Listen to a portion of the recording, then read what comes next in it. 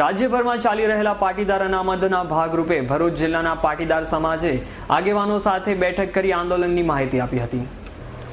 ગતરોજ ભરૂચના દહેજ વ્યારા પાસ રોડ પરના એક શોપિંગ સેન્ટરના હોલમાં ભરૂચ તેમજ સુરત જિલ્લા પાટીદાર સમાજના આગેવાનોની એક બેઠક મળી હતી.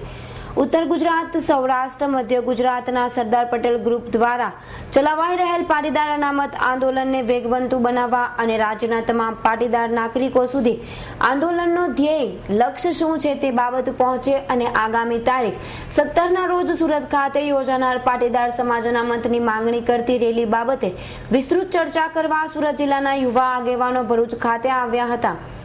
સુરત ખાતેની રેલીમાં આશરે 10 લાખથી વધુ પાટીદારો રેલીમાં ભાગ લેશે. પાટીદાર સમાજનું અનામત આંદોલન અને ગાંધી ચિંધ્યા માર્ગે ચલાવ્યા તમામ સમાજના આગેવાનોએ હાકલ કરવામાં આવી હતી. બેઠકમાં ભરૂચ જિલ્લાના લેવા પાટીદાર સમાજ, સરદાર પટેલ ગ્રુપ તેમજ વાંગરા, જંબુસર, આમોદ, ઝનોર ખાતેના પાટીદાર સમાજના લોકો પણ ઉપસ્થિત રહ્યા હતા. રાજ્યભરમાં પાટીદાર અનામત આંદોલનના પડઘા વાગી રહ્યા છે ત્યારે તેની અસર ગામડાઓમાં પણ પાટીદાર સમાજમાં જોવા મળી રહી છે.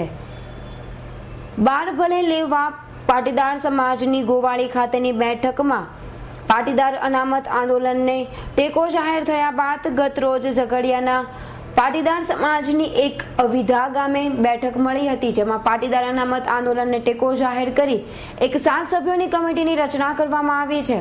આવનારા દિવસોમાં પાટીદાર અનામત આંદોલનના કાર્યક્રમોમાં અવિધા સમાજના નાગરિકોને જોડી અનામતની માંગણી માટે રેલી, આવેદનપત્ર પાઠવવાની કામગીરીની ચર્ચા કરવામાં આવી હતી. અવી સૈયદનો રિપોર્ટ, S9 ન્યૂઝ, ભરૂચ.